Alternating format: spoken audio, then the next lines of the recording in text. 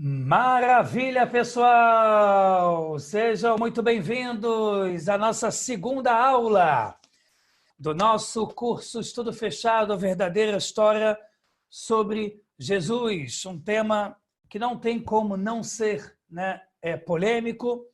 Espero que todo mundo esteja entendendo e saiba que o nosso lema é respeito ao próximo. Não adianta estudar com tentativa de raiva, machucar o próximo. Isso não adianta. Isso não gera, não traz mais rápido Mashiach. Isso não ajuda a gente. Então é importante saber que o nosso objetivo é estudar com respeito ao próximo, com respeito a cristãos que podem estar muitos ouvindo essa aula, querendo aprender, tendo curiosidade sobre o tema, judeus que querem reforçar sua sabedoria sobre o tema, Bnei Noach, que querem reforçar sua sabedoria sobre o tema. Nós não temos lema de desrespeito. E já digo de antemão que muitas vezes, quando eu faço uma análise, que às vezes sai de uma forma direta e dura, não tem como objetivo ferir. O objetivo é deixar claro. O objetivo é ser natural, é ser livre para falar. Mas isso não quer dizer, de nenhuma forma, raiva, ofensa, desrespeito, porque isso não costuma dar certo em nenhum lugar, em nenhuma geração. Ok, pessoal? Então, a gente vai estruturar bem a nossa aula. Tem bastante coisa para falar. Por outro lado, eu quero que vocês assimilem, porque é muita informação e também são muitos conceitos. Vamos lá, pessoal. Seja muito bem-vindo, esteja relaxado e aproveite muito essa aula. Galera, a gente terminou a aula passada falando sobre a questão de que Yeshu era de acordo com a Kabbalah, baseada nos ensinamentos de Ramah del Valle, que é o nome de um rabino, que vivia em Roma, muito próximo ao Vaticano, e que era talvez o maior aluno e também super amigo do Ramchal, Rav Moshe Chaim Luzzatto, rabino italiano, um dos maiores escritores de Kabbalah depois do Arizal. E, obviamente, depois daquele também que trouxe a Kabbalah ao mundo, Rabbi Shimon Bar Yochai, na época também do término do Segundo Templo.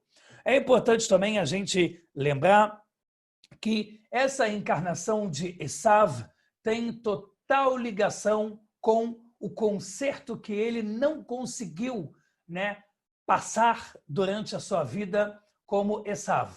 A gente sabe que os filhos de Esav, na verdade, transformaram-se no que a gente chama de Amalek, que é um povo inimigo de Hashem, da verdade, do povo judeu, do bem, tudo que está ligado à espiritualidade negativa do mundo, bem como Amalek também é um conceito espiritual que se encontra nos inimigos do povo judeu, mesmo que não sejam geneticamente Amalek, ou seja, Amalek é o conceito histórico genético, bem como um conceito espiritual que algumas pessoas podem herdar, por deméritos, por problema, não é isso? Que tiveram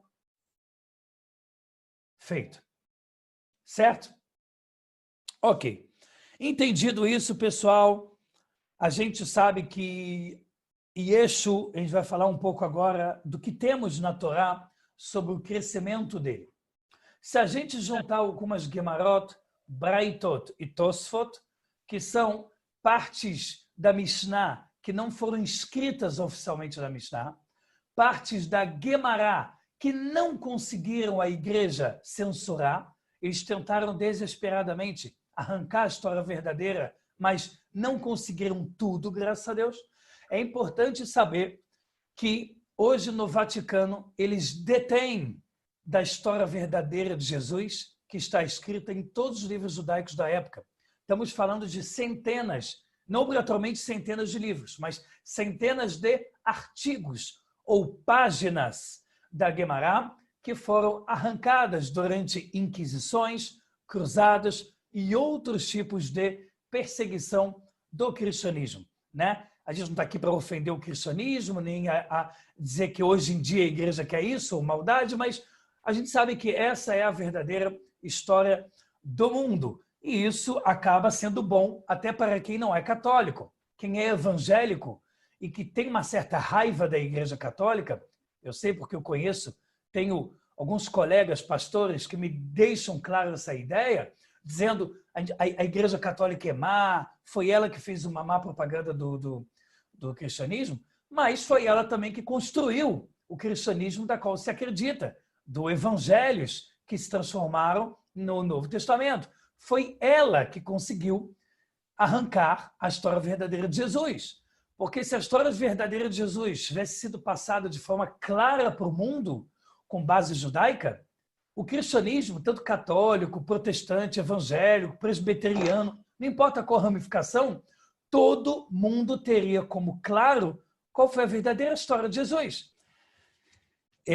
Então, Yeshu, ele cresceu como um Bahur Yeshiva, como um aluno de Yeshiva, certo? Como uma pessoa que sabia Torá. Foi aluno de um grande Rav, chamado Rabbi Yoshua ben Perahia. E esse Rav, que era um Rav da época do Segundo Templo, perto da destruição do Beit HaMikdash, ele gostava muito de Yeshu. Ele gostava muito de Jesus. Yeshu, a gente chama em hebraico. E ele gostava muito de Yeshu por dois grandes motivos. Um, porque ele era esperto, ele sabia aprender Torá, era dinâmico. E número dois, porque existia uma certa visão, uma certa sabedoria maior, mais espiritual, de que ele precisaria consertar os defeitos de Yeshu. Como a gente falou, o pai de Esav, Yitzhak, não conseguiu. Esav usou o livre-arbítrio dele para o mal, Esaú, e o seu pai não conseguiu consertar ele por total. E o Rabbi Yoshua ben Perahia tinha um nome praticamente idêntico do aluno, que era Yoshua, ou também chamado Yeshua. Depois foi tirada a letra Ain dele, porque como a Gemara fala, já que ele não salvou a si mesmo, como ele salvaria um povo, porque Yeshua significa salvação, é um nome judaico, e ele virou Yeshu. Tem outros motivos também para Yeshu, que a gente vai falar mais à frente. Ele cresceu, estudava em Jerusalém. Ele já chegou, como outros alunos e rabinos tiveram mérito, ele já teve o mérito de entrar no Beit HaMikdash, entrar no segundo templo, pessoal. Entrar no segundo templo, sair do segundo templo. Ele teve o mérito de escutar nomes sagrados em alguns locais que a gente vai falar também já já. Yeshu, ele aprendia a Torá, era aluno do Rabbi Yoshua ben Perahia. Existia dois fatos, dois erros que o Yeshua fez, que não eram muito normais para o nível espiritual da época. Por isso estranharam. Número um, ele era visto em diversas vezes estudando Torá, subentende-se também rezando, sem cobrir o cabelo, que era uma coisa que era um costume, que virou uma lei rabínica, mas era também algo natural de todo e qualquer judeu, mesmo que não tivesse sido escrito. Já que a gente recebe uma tradição oral, que desde Moisés e Hebreus antes, todos cobriam a cabeça, entendendo que a cabeça é onde está o cérebro, é onde emana a luz da alma, e a gente cobre a cabeça para manter essa luz com a gente. E quando viam ele estudando sem cobrir o cabelo, tinham medo de que essa falta de temor a Hashem tivesse conexão com ele ser filho de uma mulher nidá, uma mulher que teve filho com a impureza de menstruação, como a gente explicou já na aula passada. Na prática acertaram, porque tinha questão de menstruação e tinha questão do ato adúltero. Daí, passou um tempo e o Rabbi Yoshua ben Perahia ficou com ele durante grande parte da adolescência, pré-adolescência. E o Rabbi Yoshua ben Perahia quis um dia fugir com Yeshu para Alexandria, uma cidade do Egito que, assim como o Cairo, mantinham comunidades judaicas muito grandes. Então, galera, o que acontece? Quando o Rabbi Yoshua ben Perahia fugiu para Alexandria, e o motivo é que Yanai era um superior, também era chamado de rei por muitos. Era uma época que era muito difícil, pela guerra do poder, dizer quem era o rei, porque não era só uma questão de filho primogênito, era uma questão de brigas duras, um querendo matar o outro para ter o poder de reinado. Esse Yanai, ele foi um tzadik durante parte da vida. Depois a Torá fala que ele se rebelou com Hashem e ele preferiu ir por uma vida com visões, né? Conceitos de idolatria. E ele virou o que a Torá chama de tzedok, que é a qual ele vai contra os sábios e os profetas. E Yanai estava matando os sábios do povo judeu, principalmente de Jerusalém. E Yanai estava querendo matar também todo o Sanhedrin, que era de 71 sábios. Às vezes a Mishnah fala 72, porque tinha algumas exceções que se traziam um sábio a mais para julgar. E Rabi Yehoshua ben Perahia sabia que ele, como sábio, ia ser morto. Ele fugiu para Alexandria. Ok. No meio da viagem para Alexandria, ele para num lugar chamado Arsania, que não é o nome de uma cidade, é o nome de uma espécie de hotel, do qual se recebe pessoas para ajudar elas por estarem em viagem, e você paga o que pode ou simplesmente agradece. Então, galera, eles pararam nesse lugar chamado Arsania, que era uma espécie de hotel, beleza? Entraram lá. Nisso que eles entraram lá, Rabi Yehoshua ben Perahia comeu, bebeu, e Jesus comeu, bebeu. Eles foram muito bem recebidos, eles chegaram para a dona da casa, que era uma mulher também casada, e o Rabi Yehoshua ben Perahia falou: que bonito que você fez pela gente. Bonito e bonito. Em hebraico, quando você fala bonito de beleza, é Yafé, mas Yafé também é bravo, bravo, como se fosse obrigado, obrigado. É uma forma de elogiar e de agradecimento. Quando Rabi Yehoshua ben Perahia chegou para a dona daquele hotel e falou Yafé, Yafé, obrigado e obrigado, com esse intuito, Jesus achou que o Rabi Yehoshua ben Perahia estava dizendo que a dona era bonita. Estava achando que o próprio Rav chegou para a dona do hotel e disse obrigado e saiba que você é muito bonita. Jesus chegou de canto para o Rabi Yehoshua ben Perahia e falou, mas ela não é tão bonita, os olhos dela são meio diferentes, não são tão bonitos assim. E aí o Rabi Yehoshua ben Perahia chegou para ele, já baseado na suspeita de que ele era filho de uma mulher nidá, menstruada, e que era uma proibição grave, e aquilo era uma demonstração de queda espiritual grande e falta de temor a Hashem, e disse, é isso que você fica fazendo? Enquanto a gente está agradecendo e fugindo da morte em Israel, você diz que uma mulher casada é bonita, mas os olhos não são tão bonitos assim? Enquanto a gente está olhando uma coisa, você está olhando mulher e ainda casada? E nessa hora pegou pesadíssimo com ele, a suspeita para ele já estava clara de que a visão que ele teve, que ele ia ter que consertar o seu aluno, como Yitzhak, a Kabbalah fala, tinha que consertar o seu filho Esav, estava se mostrando que ele não ia ter como mexer na integridade da pessoa, na índole, na questão de tentar ter interesse de olhar coisas ruins. Então, Rabi Yehoshua ben Perahia chama parte do Beidin, do tribunal rabínico, trazem 400 shofarot, o famoso shofar, que usa chifres de carneiro para tocar, bem como outros chifres de outros animais, trouxeram 400 para tocar o shofar e excomungar Jesus.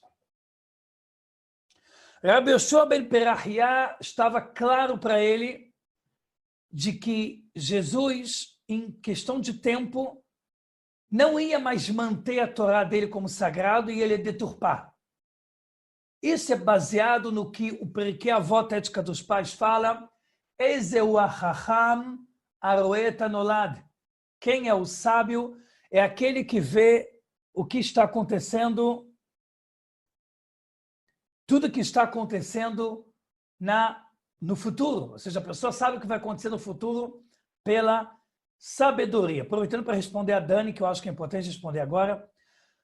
Tudo que o senhor está contando agora, que ensinou na aula passada, não está escrito na Torá, né? Na verdade, está escrito na Torá oral, que era passado através de profecia, uma espécie de profecia pequena chamada Ruach HaKodesh, e dos sábios da Torá, que eram os sábios que recebiam a Torá de geração em geração. E mais, baseado nos sábios que viveram na geração dele, né? Então, isso é Torá oral, que é um nível muito grande da nossa Torá. Ok. Rabi Yoshua ben Perahia estava certo na cabeça dele, esse cara não vai dar certo. Excomungou. Os sábios da Guemará, anos depois, quando souberam tudo o que aconteceu com Jesus, disseram o seguinte: Rabi Yoshua ben Perahia não fez a coisa certa. Ele não deveria ter excomungado e pegado tão pesado com Jesus. Tá certo que naquela época, como na época dos profetas, a forma de falar um com o outro era muito direta, tanto para dizer que te amo, como para dizer como você teve coragem de fazer isso, de errado. Era tudo direto, não tinha meia boca, não tinha meia palavra, e a gente precisa entender que a forma, o costume de cada geração é muito difícil de ser compreendido quase 2000 anos depois. Porque a gente pensa com a cabeça de agora. Ano 2020, calendário gregoriano. A gente tem dificuldade de entender por que eles pensavam assim, por que eles são tão duros. Essa é uma questão de gerações. Sábios dizem que ele deveria ter empurrado com a esquerda e abraçado com a direita. Né? Dorem small e mechabek, na verdade, mekarev e mayemin, que em português significa a gente afasta com a esquerda, mas aproxima, ou seja, abraça com a direita. Os sábios fazem essa crítica, e isso é uma coisa que eu quero dar uma pausa rápida para dizer sobre a nossa Torá. A nossa Torá é uma coisa tão maravilhosa, pessoal, que ela não censura jamais críticas que são feitas ao próprio povo judeu. Quando Hashem critica o povo judeu em profecias, quando os profetas metiam bala no próprio povo dizendo que está fazendo errado, quando aqui os sábios, né, já sabendo que Jesus virou uma idolatria, porque foi depois que ele morreu, eles não tiveram medo de dizer Rabi Yoshua ben Perahia exagerou. Isso, para mim, é um dos milhares de exemplos que mostram o quanto nossa Torá é pura.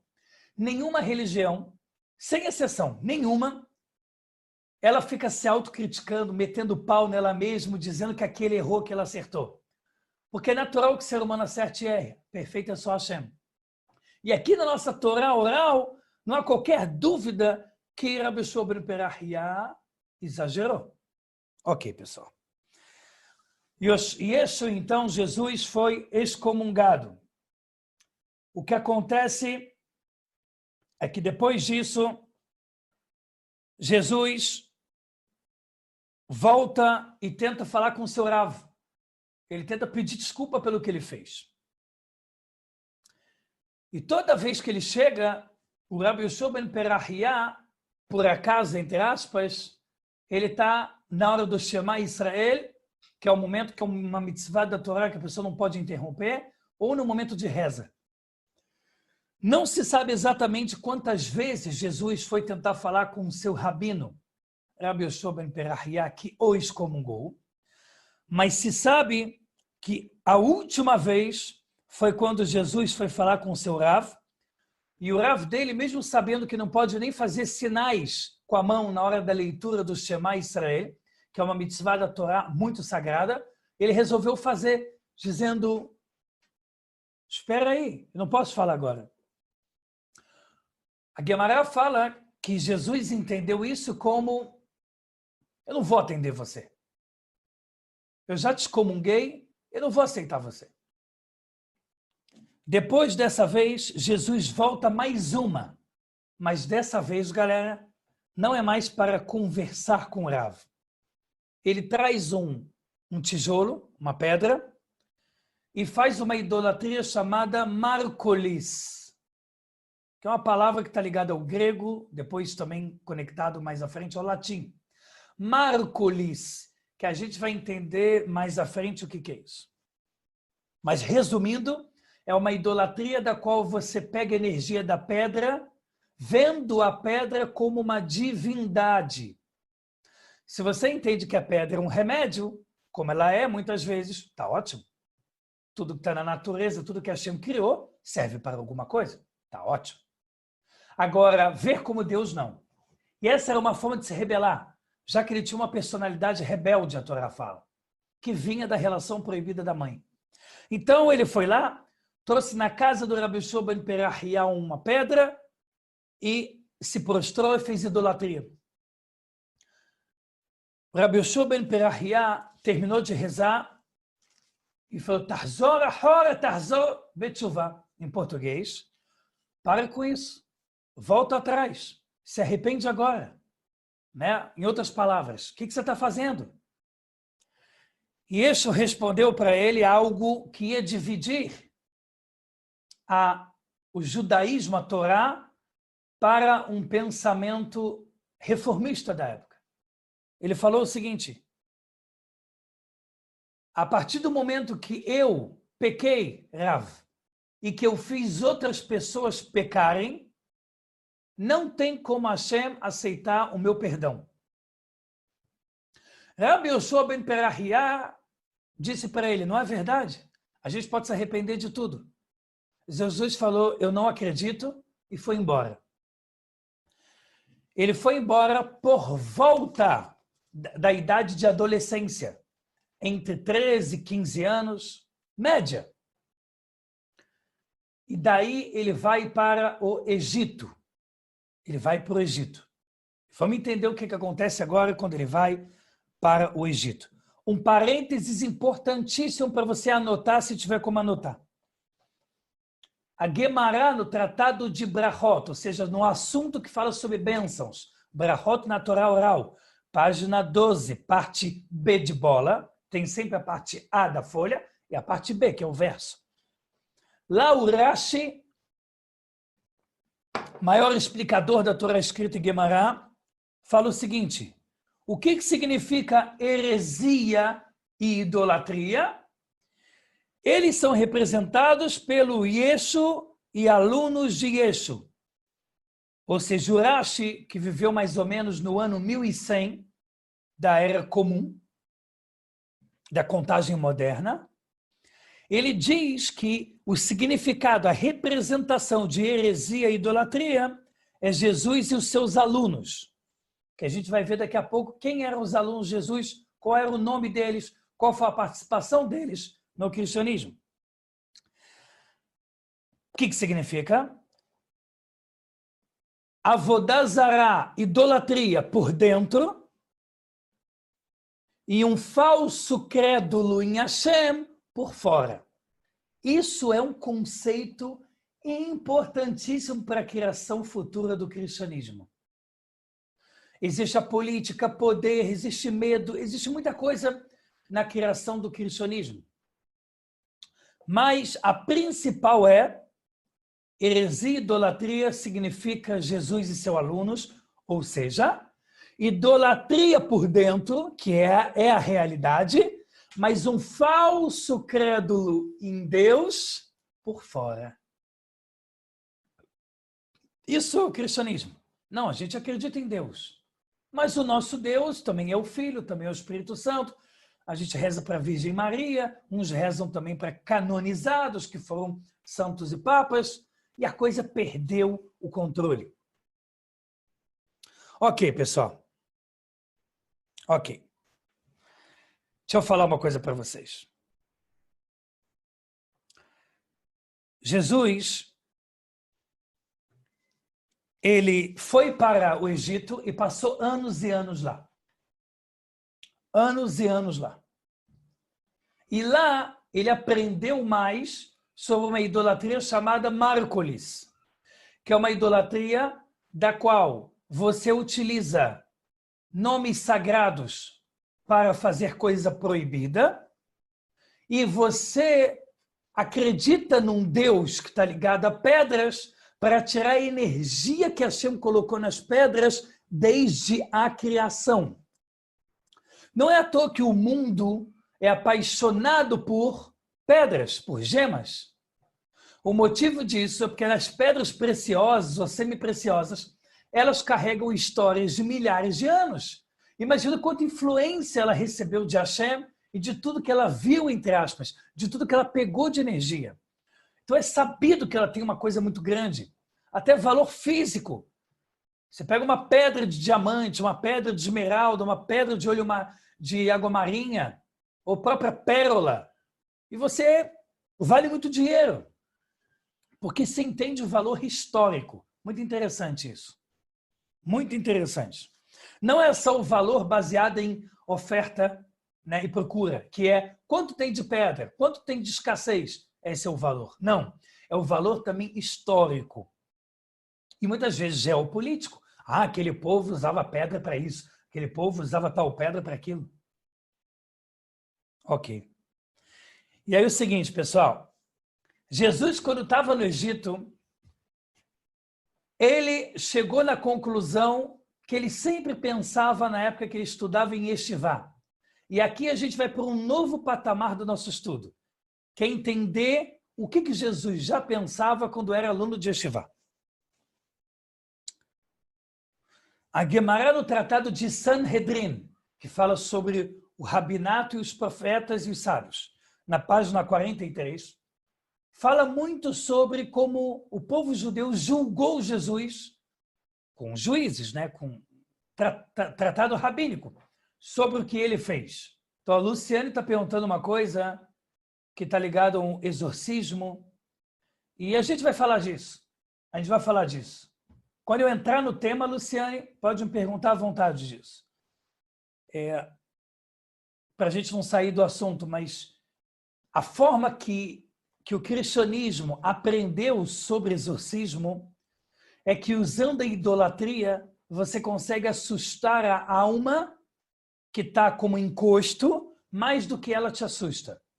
Então, a Kabbalah fala que a forma mais fácil, porém mais covarde, de você tirar uma alma que está sofrendo, ou é má, que grudou numa pessoa, que isso existe, isso é real, é você usando idolatria. É você usando nomes de idolatria. Porque a alma de uma pessoa que já morreu, ela morre de medo de idolatria, porque ela sabe que os motivos que fez ela estar vagando no mundo espiritual e estar sofrendo é a idolatria. Ok? Mas tem muito para falar sobre isso, Luciane. Ótima pergunta. Nessa Gemara de Sanhedrin é dito algumas coisas sobre o que Jesus fez também quando ele era aluno. Quando ele era aluno, existia uma discussão entre os sábios que é a seguinte: será que eu posso pegar uma força que tem na idolatria, porém sem acreditar que aquilo é uma divindade, sem acreditar na idolatria como Deus? Nada disso. Só pegar a força existente da idolatria, que já está lá maculada toda, e pegar e usar para o bem, para curar pessoas. É permitido ou proibido? Sanhedrin 43, também lá no final de Sanhedrin, página 90 até 95, tem algumas explicações sobre isso, e a resposta é que é proibido. Porque quando você pega o mashenolad, em português quando você pega o que nasce, a consequência de uma idolatria, você vai levar as pessoas a acreditar que aquilo é uma divindade. Vai dar errado. E existe uma outra opinião que fala, não, mas já que é risco de vida, talvez tenha onde se basear. Pegar uma força idólatra, sem dar divindade àquilo, e usar para o bem.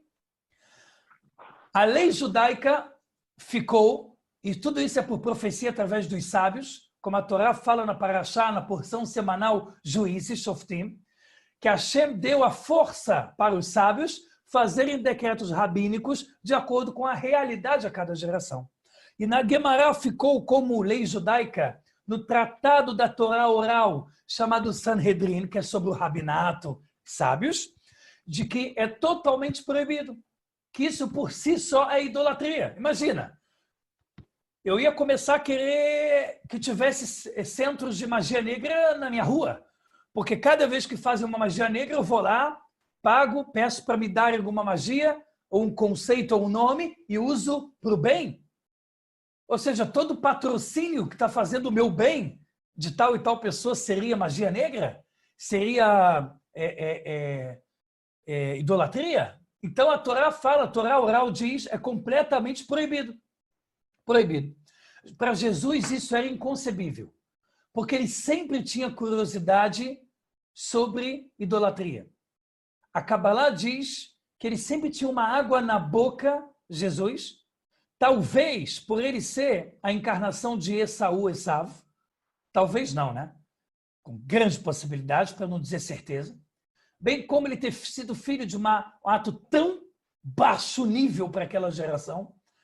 Talvez vocês vejam e talvez não vejam o quanto é grave para aquela geração uma mulher com impureza de menstruação e adúltera com um romano, idólatra, ter um filho. Na época do segundo templo, Beit HaMikdash, época da qual já tinha acabado a idolatria, já tinha acabado a profecia, mas era um nível muito alto. Jesus, quando estava em Israel, ele teve possibilidade de entrar no Beit HaMikdash, da qual lá ele conseguia ter acesso ao que muitos tinham quando iam levar uma oferenda, que qualquer judeu poderia trazer. Não judeus poderiam trazer também oferendas como Korban Olá, que significa um sacrifício de elevação para o nome de Hashem. Na festa de Sukkot, onde líderes de todos os povos do mundo traziam também Korbanot, que são sacrifícios. Jesus também teve esse mérito. E lá a Torá fala que ele aproveitava para ouvir e estudar nomes ocultos, sagrados, ocultos no bom sentido, profundos de Hashem, para tentar memorizar para o futuro. Isso enquanto ele era aluno do Rabbi Yoshua ben Perahia. Por isso que o Rabbi Yoshua ben Perahia percebia que tinha muita coisa estranha em seu aluno. Era sabido também que ele usava, em pleno Shabat, uma espécie de idolatria para memorizar nomes de Hashem, que foi uma tirada inteligentíssima dele. Tinha locais onde se entrava para escutar nomes de Hashem, de 72 letras, que é o nome mais elevado de Hashem, onde a pessoa ficava completamente curada quando o ouvia. Alguém já ouviu falar isso? E ele, quando fazia isso em Shabat, por exemplo, ele fazia uma idolatria de Márcoles, que era arranhar a pele com vários sinais para memorizar o nome. Ou ele poderia botar em 72 letras, o que talvez não iria caber, ou ele fazia alguma espécie de raciocínio para memorizar aquele nome e arranhava a pele. A Torá fala que isso já demonstrava que o temor a Deus dele, pela terceira vez, estava muito balançado. Porque arranhar e fazer ferida na própria pele em Shabat é uma proibição direta da Torá dos 39 trabalhos proibidos no dia mais sagrado da semana e chega a ser comparado a Yom Kippur, que é o Shabat. Ele arranhava a pele com dois motivos. Um motivo de memorizar e outro de conseguir colocar aquela santidade para ele como se ele tivesse guardado aquela santidade para depois usar como ele quisesse. Além disso, uma das vezes que ele entrou numa caverna para escutar sábios falando o nome de Hashem para se curar, é famoso, muita gente que está aqui sabe, que ele aproveitou para, de vez, escrever esse nome num pergaminho, o que era totalmente proibido. Até hoje, tem poucos rabinos que sabem como compreender o nome de 72 letras, mas jamais vão falar isso em público, jamais vão brincar com isso ou ficar escrevendo. Ele escreveu no pergaminho e tem discussão se ele enfiou na pele do braço ou da mão, ou da coxa. Existem duas opiniões aonde ele fez a força entrar esse pergaminho com as 72 letras de Hashem. Muito bom, muito bem, Paloma. Então tem um nível que ele se tatuava, que era arranhando a pele, ferindo a pele. E existe uma outra coisa que ele também fez, que é colocar o pergaminho engatado na mão ou na coxa.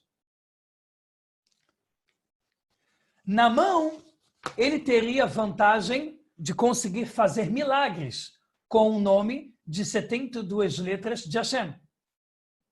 Ou ele poderia pegar a mão, esticar a mão, fazer milagres. Isso daria para ele nome. Na coxa, ele poderia fingir que ele não usou pergaminho nenhum, que ele era uma divindade. Então, existia uma certa dúvida para o próprio Jesus, que quando ele se rebelou ao longo de anos contra a Torá e se conectou com idólatras do Egito, que é o tempo que ele desaparece até para o Novo Testamento. Muita gente fica na dúvida, o que a gente faz com Jesus, que a gente não sabe onde é que ele estava. Que a Torá fala que ele estava no Egito, se desenvolvendo como um grande mago de idolatria. Ele queria pensar qual era o maior nível que ele poderia tirar de vantagem aonde ele pusesse este pergaminho. Ok, pessoal. Ok. Vamos pular algumas coisas. Eu vou falar tudo, tá? Não que eu vou ignorar. Mas vamos pular algumas coisas que eu preciso falar agora e depois voltar na cronologia.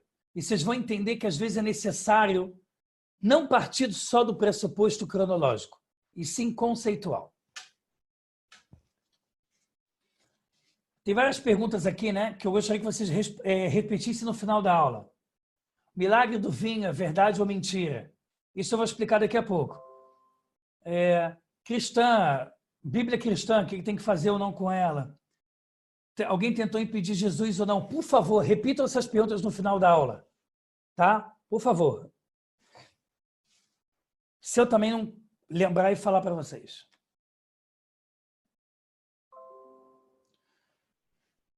Pergunta, no Egito ele estava com Yosef Pandera? Não. Ele não queria que soubessem, essa pergunta é boa responder agora, ele não queria que soubessem que ele era filho de adúltera. Porque, como a gente falou, de acordo com opiniões de sábios da Mishnah, a mais pura parte da Torá oral, ele também seria bastardo. E como bastardo, ele não poderia subir na Torá, que é subir e fazer bênçãos na Torá, ele não poderia casar com qualquer mulher, ele não poderia lecionar estudos judaicos. Sabia-se que nele ia ter problemas graves, ainda mais numa geração tão elevada como do segundo templo. Não é a nossa geração, que está tudo já do jeito que a gente vê. Não é o carnaval que é hoje em dia, época do segundo templo. É outro nível, outro nível. Ok, pessoal. Deixa eu pular uma parte para explicar algo para vocês. Depois que Jesus voltou do Egito, ele começou a fazer milagres com idolatria. Existem dois tipos de milagres que você pode fazer. Você pode fazer como alguns rabinos da época faziam, que era utilizar meditações, rezas de todo o coração, nomes sagrados da Kabbalah de forma permissiva, e que dava muito mais trabalho. Tinha que se purificar, às vezes tinha que ficar 40 dias de jejum, sem comer pelo menos, tinha que fazer mikveh, se abluir completamente na água, com várias e várias meditações da Kabbalah que se passava-se horas na água, no inverno, na água congelante. E aí sim ele conseguia ter o mérito de usar o nome assim. Quando um rabino dele dissesse você está preparado, quase ninguém queria esperar tudo isso. Ou você usava do mau caráter e falava, quer saber? Eu vou usar nomes sagrados, eu vou anotar nomes que todo mundo esquecia quando saía da caverna que existia em Israel, mais de uma, para ouvir o nome de Hashem e se curar. Eu vou anotar isso e botar na minha pele e vou começar a utilizar como eu bem entender. E esse foi o caso de Jesus. Tem muitos milagres que estão no Novo Testamento, que a gente depois, mais à frente, vai olhar um por um, versículos para entender melhor. Mas existiam sim coisas que ele fez, usando a idolatria de Márcoles e usando também nomes sagrados de Hashem. Real, verdade isso. Quando se descobriu que ele estava fazendo tudo isso, pelo menos eu vou responder o Elson, e ninguém tentou impedir isso de Jesus, agora está na hora de responder essa parte. Os tzadikim pediram para ele parar, porque ele voltou para Israel e se encontrava na cidade de Lud. E os tzadikim falaram para ele, olha, isso que você quer se tornar um mago é uma coisa, um idólatra é uma coisa. Mas isso que você quer vir para Israel e começar a falar frases para que as pessoas sejam induzidas a achar que você é Deus na terra ou um Messias, já é demais. Já que existe na Torá leis claras para falsos profetas, ainda mais falso Messias. Jesus já tinha um poder da idolatria imenso. Foram muitos anos utilizando as formas de ferida em Shabat para ir juntando força de pedras como divindade, de idolatrias, de estrelas, e não entendendo as estrelas como protagonistas da criação, normal, não, como deuses. Na Gemara, em Sanhedrin, página 67, parte A, lá se fala que, então, depois de ele não querer parar de fazer idolatria, ele com 36 anos, o Novo Testamento diz, se não me engano, fala 32, com 36 anos, ele foi pego na cidade de Lud, como uma pessoa que era um falso profeta, como um Messit, aquele que induz as pessoas a fazer idolatria, um Mediah, que é fazer isso em público, e também como um Mechashef, que é uma pessoa que usava magia proibida para mostrar para judeus em Israel como milagres. Esses 4 pecados graves, que a gente falou agora, explicou todos, falso profeta, fazer as outras pessoas fazerem idolatria, fazer as pessoas fazerem idolatria em público e magia negra, eram casos que não precisavam de um julgamento completo para dar um veredito sobre ele. Yeshua Notzri, Jesus Anotzri, que muita gente acha que tem a ver com a cidade de Nazareth, mas tem muito mais a ver com o interesse da igreja de colocar uma ideia de um rebento salvador. Ele não era o único naquela geração. Na própria geração de Rabi Akiva, tinha Bar Korvá, que não era Mashiach como achavam, por mais que não errou, não fez besteiras como Jesus. Tinha judeus que sofriam muito impacto dos gregos e no final dos romanos e acabavam aceitando utilizar de paganismo e idolatria para fazer a vontade dos romanos e não morrer. Então ele não precisava de julgamento para morrer. O veredito de morte que se daria a Jesus foi dado a várias pessoas daquela geração, bem como nas suas gerações passadas. A Gemara então conta que ele foi pego na cidade de Lud e foi levado para ser julgado. O próprio Sanhedrin e os tzadikim sabiam que não tinham que julgar. O povo que vinha falar com eles diariamente, anualmente, já era mais do que testemunha para o caso dele. A Gemara, na página 43, diz que mesmo assim, o tribunal rabínico, por não gostar de sangue e de decretar morte, como o próprio Rabi Akiva fala, se o Sanhedrin, que era o tribunal máximo, gerava o veredito de uma morte a cada 70 anos, já parecia que ele era um tribunal assassino. Ou seja, ninguém queria dar veredito de morte, mas às vezes precisava. E na Gemara Sanhedrin, página 43, dizem que os sábios mantiveram Jesus vivo durante 40 dias seguidos, e nesses 40 dias seguidos, Ayu Machrizim, que em português significa que eles gritavam e ditavam para o povo. quem tiver algum mérito ou ato de bondade para colocar na conta de Yeshua Notzri, Jesus, venham e tragam ao tribunal do Sanhedrin. Qual foram os dois motivos que o Sanhedrin fez isso? Ele não precisava esperar 40 dias para matar Yeshua Notzri.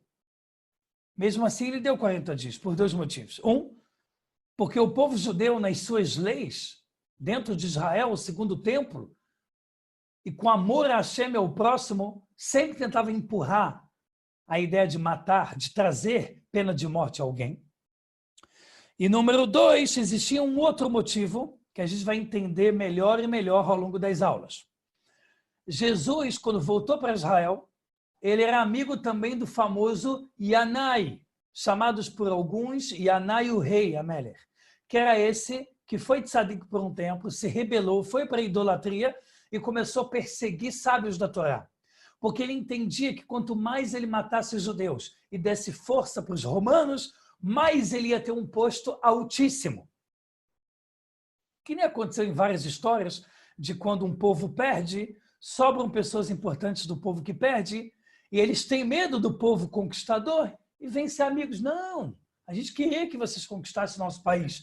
Me digam como meus serviços podem ser úteis a você, porque agora sabem que foram conquistados, estão com medo de morrer.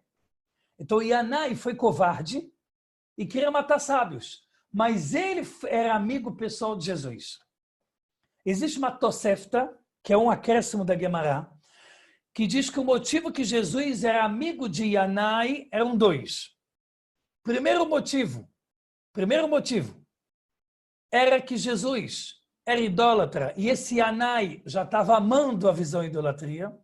Número 2, que o que Jesus aprendeu no Egito era paganismo, que era o que Roma estava interessado no futuro utilizar para fazer paz entre paganismo e Deus único, que essa foi a ideia incrível do cristianismo, idolatria por dentro, falso crédulo em um Deus por fora.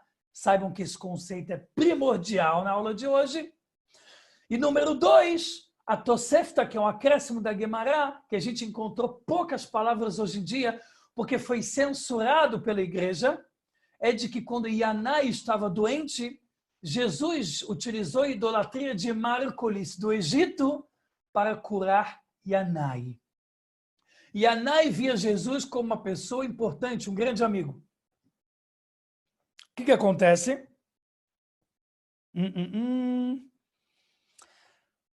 Então, o Sanhedrin, o tribunal rabínico, por pressão de Yanai, deu 40 dias. Ok? Passados 40 dias, ele foi levado para Jerusalém, que é onde se fazia o veredito final, e deram para ele o veredito de pena de morte para Yeshua Notzri. Não esqueçam, ele não foi o único. Todo falso profeta, falso messias, pessoas que se diziam Deus em frases que ele utilizou, fizeram isso. Perto da morte dele, a Torá oral fala que ele utilizou uma frase famosa, Eli, Ali, lama zaftani.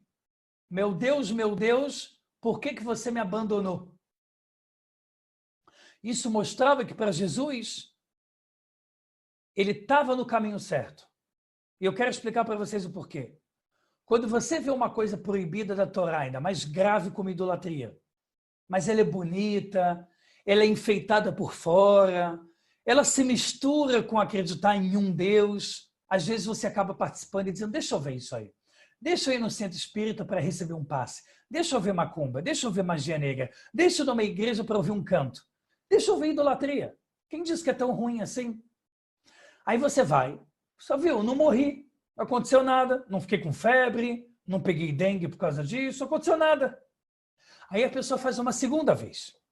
Até que o Hafetz Haim, grande rabino Ashkenazi, quase 2 gerações passadas, diz que é igual a maledicência, falar mal dos outros. No começo você vê que não dá nada, na segunda vez você vê que ninguém morre, não cai um trovão, até que aquilo se transforma para você em permitido. Para Jesus aquilo se tem transformado em permitido. Para ele, qual o problema usar o que Deus criou, entre elas idolatria e magia negra, para fazer coisas boas? Então, ele foi decretado de morte e foi morto em Jerusalém, Erev Pesach, na véspera da festa de Pesach. E não como alguns dizem, né, cristãos, que foi durante Pesach, o Shabat, porque não pode se fazer julgamento em Shabat e nem nos 7 dias da festa de Pesach. E ele foi morto de 2 formas, Skilá vehenek. Skilá é apedrejamento, que é uma das 4 mortes de pena de morte dadas por Hashem na Torá, contra aqueles que quebram o Shabat, como se vê durante a Torá escrito o Pentateuco, bem como falso profeta. E também, no final, ele foi enforcado. E ele morreu ali.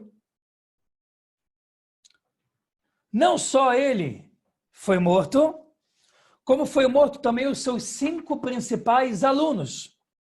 Matai, Nakai, Netzer, Boni e Todá. Repetir aqui os 5 alunos principais de Jesus, que também foram mortos neste dia.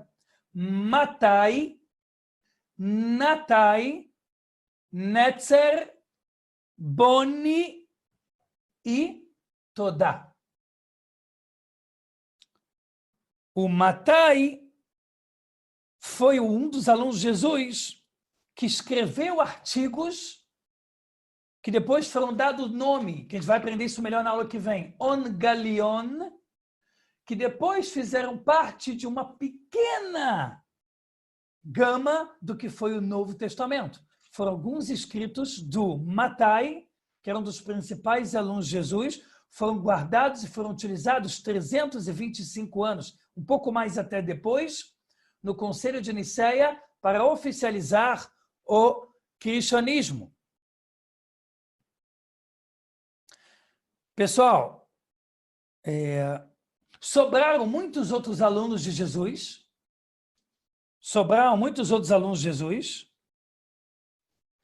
e a Guemará, no Tratado de Shabat, página 104, também diz lá que ele estudou idolatria e magia negra no Egito e que ele aproveitava de proibições da Torá para fazer idolatria, ou seja, ele usava da santidade da Torá para transformar em energia ruim, porque ele sabia que esse era um ato mais rápido de funcionar, era mais rápido, pega energia da fonte, estraga ela.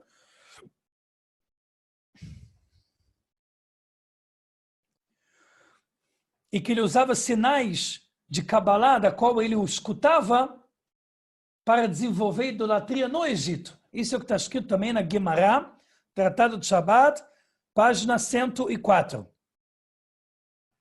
Ok. Até aqui, pessoal, fizemos essa 1 hora de aula hoje. Quero responder perguntas de vocês. Aproveitem para fazer perguntas sobre o tema, tá? Sobre o tema. Já já eu vou dar para vocês um spoiler do que a gente vai falar na aula que vem. Mas é importante vocês pegarem todos esses conceitos, todos os acontecimentos que ocorreram. Na aula que vem a gente vai especificar os milagres que ele fez utilizando idolatria e quais eram as palavras que ele utilizava para induzir o povo a achar que ele era Messias e também uma espécie de Deus na Terra. Impossível. Deus não vem para a Terra em forma de homem, muito menos Messias, sendo com grande chance bastardo, filho de impureza de menstruação e também adúltero. Quantos anos Jesus morreu? 36 anos. Essa é a tradição judaica que, mesmo que foi escrita em partes cortadas, não foi censurada pela igreja. Queria entender melhor sobre a situação da morte dele na cruz. Quem inventou isso? Uau, obrigado por perguntar isso. Vocês vão ficar em choque com a resposta. Que bom que vocês estão perguntando. Denver Félix. Prestem atenção que a resposta é bomba. Queria entender melhor sobre a situação de morte dele na cruz. Quem inventou isso? Olha a bomba que você vai ouvir agora. Preste atenção na bomba. Como se fala enforcado, morte de enforcamento na Torá?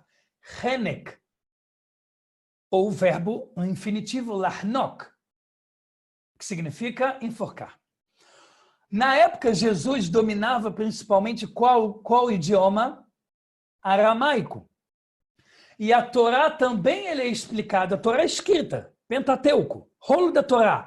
Ela também é explicada em aramaico, traduzida em aramaico, principalmente pelo Onkelos, que foi um grande tzadik convertido, e ele era sobrinho de Titus, aquele que destruiu o segundo templo. Ok? Onkelos falava aramaico, foi um grande sábio da Torá que se converteu de romano para judeu, e traduziu a Torá para o aramaico. Vocês sabem qual é a tradução da palavra enforcamento quando está escrito na Torá escrita? Litzlov, que parece uma palavra em hebraico, mas na verdade em aramaico, que significa em português botar a pessoa numa cruz. Litzlov vem da palavra tzlav, cruz. Ou seja, a ideia de você dizer que você, como é que usa a palavra mesmo? Que você não encruzou ele, né? Que você... Qual é a palavra que usa para dizer que vai botar a pessoa na cruz? No caso dele? Crucificado. Isso, obrigado. Obrigado. Obrigado, pessoal. Isso de dizer que ele foi crucificado veio da palavra cruz, que foi pego pela igreja, que não era muito inteligente, e que achou que quando pegou a Torá em aramaico, que é o que Roma dominava, estava escrito que enforcamento em hebraico era litzlov, que significa crucificar em aramaico. Na verdade, litzlov era enforcar em aramaico, mas parece muito com uma palavra em hebraico que é crucificar. Então, era uma forma de dizer, fala, bom, mas peraí, os judeus crucificarem? O judeu não crucifica, isso é um ato romano.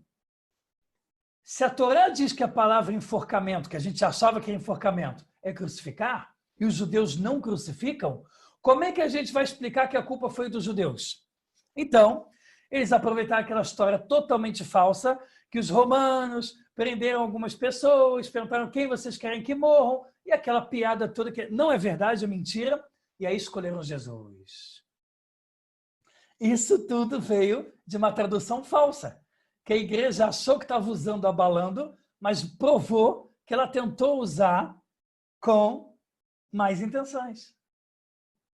Deixa eu ver aqui. Pessoal, passamos 1h10 em 1 segundo, de verdade. Jaqueline, ele sabia sobre o pai? Sim.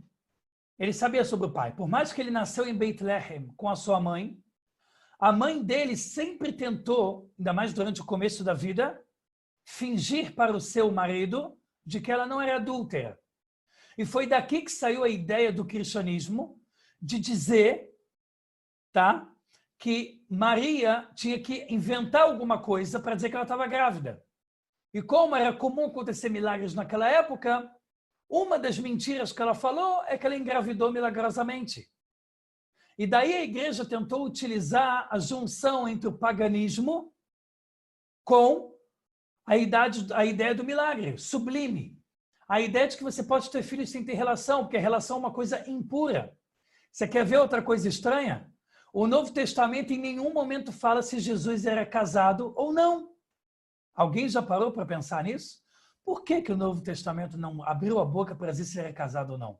Como alguém com 36 anos de idade, a idade que ele morreu, não tinha casado. Numa época que se casava às vezes com 13 anos, 15 anos. Não era estranho? A igreja não quis falar sobre esse assunto porque era uma forma de tentar colocar errado a ideia da relação sexual para tentar, dessa forma, dar veracidade à história de Maria. Dando a entender, Maria não precisou ter relação porque ela era sublime, Jesus também não precisou ter relação porque ele era Deus. Era uma forma de você tentar enfiar na cabeça do telespectador toda essa loucura, de que o sexo estava sendo algo totalmente retirado, abolido pelo cristianismo.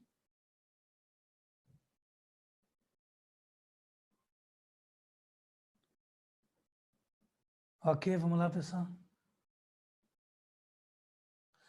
Havia o uso de textos da Torá e Salmos para dar a entender que falavam de Jesus antes do seu nascimento. Pode comentar, por gentileza? Com certeza. O Flávio, no Bat, ótima pergunta. Está escrito no final da Torá em Devarim, Deuteronômio, mais de uma vez, está escrito que Hashem diz o seguinte: saibam que muitos vão se levantar para dizer que são profetas e que são salvadores, e que eles farão milagres na frente dos seus olhos, mas na verdade eles são falsos e perversos. E que o certo era dar veredito de morte. Ou seja, nada melhor do que Deus dizer o que vai ser no futuro, é melhor do que profecia, é Deus falando na lata para Moisés, para escrever na Torá o que vai acontecer, que vão se levantar pessoas no futuro e vão dizer que são profetas ou Deus. Seja Buda, Hare Krishna, Jesus, Maomé e outras religiões. Hashem já dizia, vai acontecer isso. E o rei Davi, vários salmos dele, ele profetizava Gog e Magog, a última guerra, que ainda nem aconteceu. Ele profetizava o salmo de nova canção que a gente vai fazer nos dias da época de Mashiach. Ele profetizava o fim dos inimigos na última geração. Ele profetizou também o que os perversos, né, vão falar no futuro. E os sábios dizem que aqui o rei Davi falou uma frase que seria dita por Jesus, que ele ia escolher dizer: meu Deus, por que você me abandonou? Que é uma coisa óbvia, mas e que ele estava tão afundado na escuridão que ele ia dizer isso. Vamos lá ver mais perguntas aqui. Wellington, é verdade que o nome Yeshu é uma abreviação de uma frase que quer dizer que o seu nome e sua lembrança sejam apagadas? Sim, é verdade. Acabou que ficou o nome Yeshu. Mas não é à toa. A Torá fala que tudo isso é por providência divina. O nome dele era Yoshua. Ou da palavra salvação em Yeshua. Os sábios falaram que você não consegue nem se salvar. Fez um monte de gente fazer idolatria. Foi contra os sábios da Torá. Foi contra os mandamentos da própria Torá de Shabat e outros. Morreu julgado pelas piores atitudes que um profeta falso pode fazer. Então, os sábios dizem que por providência divina, o que sobrou do nome? Yeshu. A letra Yud, Shin e Vav. A letra Yud significa Imar, a letra Shin, Shemo, e o Vav, Veziró. E aí fica em hebraico, e eu vou traduzir em seguida, Imar Shemo Veziró, que o seu nome e sua lembrança sejam apagadas, com o intuito de mostrar quanto mal ele trouxe, porque já que não conseguiu impedir todos os seus alunos de trazer falsidade, eles já não sabiam mais como segurar aquela peste de mentira que estava, né, andando e correndo por Israel.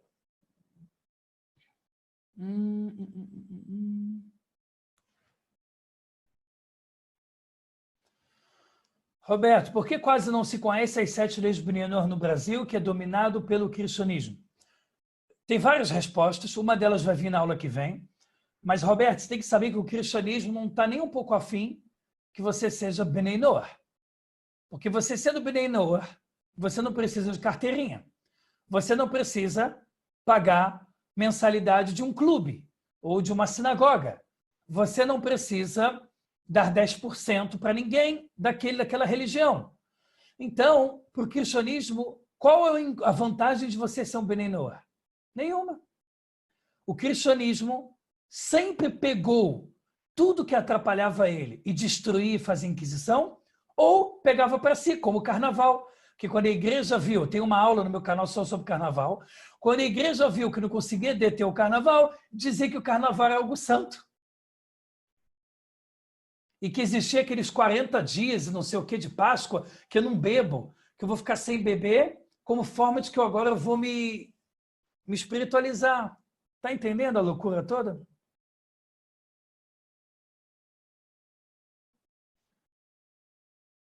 Então, se ele casou e teve filhos, eu não sei. Porque como são poucas as partes da Torá oral que falam sobre a história de Jesus, tem coisas que ficaram para trás. Mas uma coisa é certa, Com grande chance ele teve um casamento rápido ou concubinas, coisas que eram permitidas. Mas o Novo Testamento, na minha opinião, tá? Queimou todos os arquivos e guardou os que sobraram no Vaticano.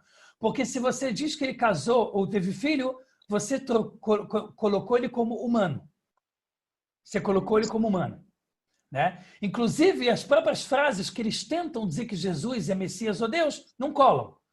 Porque Messias tem que ser da tribo de Davi, Messias tem que nascer de uma relação pura, Messias tem que ser um tzadik, Messias tem que construir o terceiro templo, Messias tem que fazer paz entre todos os povos, Messias tem que acabar com todas as guerras, Messias tem que retornar a tribo o trono do rei Davi, Messias tem que acabar com a idolatria do mundo e não aumentar e fazê-la ser criada com mais força ainda, porque a existência de Jesus fez com que a idolatria viesse com toda a força para o mundo. Nós temos 2000 anos de idolatria por causa de uma pessoa. Isso é muito, muito, muito grave. Ok?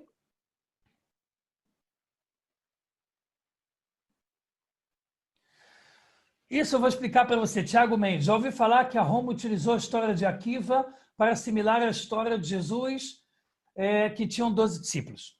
Isso vocês vão ver em breve, tá? Principalmente no segundo módulo, que é quando eu falei para as pessoas que eu vou entrar, não sobre a verdadeira, tudo que é a verdadeira história de Jesus, eu estou falando nesse módulo, como eu prometi para vocês. Eu não vou empurrar para módulo nenhum, seria errado da minha parte. Nesse módulo, toda a verdade sobre a história de Jesus, tudo que eu prometi nos tópicos, será falado nesse módulo, nesse curso. Mas eu acho que seria muito legal, por isso que eu vou fazer um segundo módulo também, que vai começar dia 1º de junho. Por favor, não deixem de participar. Vocês vão amar. Que fala exatamente sobre o Novo Testamento. Como é que ele foi criado, quais são as contradições, quais são os livros que perfazem, profecias falsas, impossibilidade de ele ter sido Messias. Mas assim, no texto, vocês vão ficar maravilhados. Como o cristianismo é uma política de poder e medo que, por um lado, deu muito certo. Então, sim, tem similaridades que tentaram fazer com o Rabi Akiva e outras pessoas no mundo. Tiago Mendes?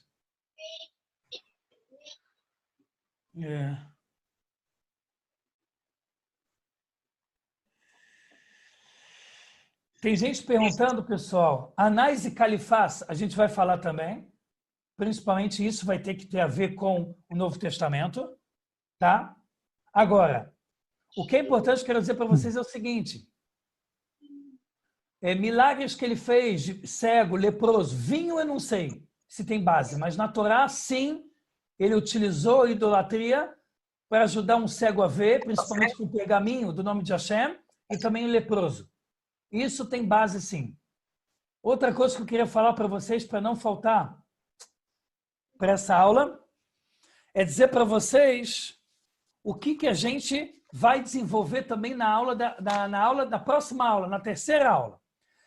Na terceira aula, pessoal, a gente vai falar sobre Onkelos, o sobrinho de Titus que destruiu o segundo templo, quando utilizou magia e idolatria para conversar com Jesus depois de morto.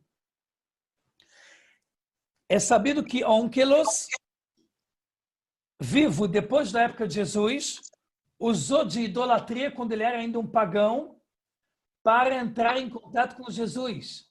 Qual foi a conversa toda que ele teve com Jesus? O que Jesus falou? O que aconteceu com o julgamento dele no mundo espiritual? O que ele achava que tinha que se fazer no mundo físico a partir de então? A gente vai falar sobre vários detalhes também do que ele aprendeu de idolatria e como ele utilizava no Egito, porque é importante entender.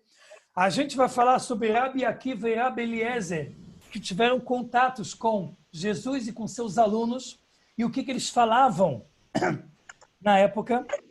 A gente vai falar uma bomba para vocês de onde está enterrado Jesus, porque uma das maiores mistérios é onde Jesus está enterrado. E algumas coisas aconteceram depois que Jesus morreu. Uma delas é dizer para vocês aonde ele está enterrado. Vocês vão ficar em choque.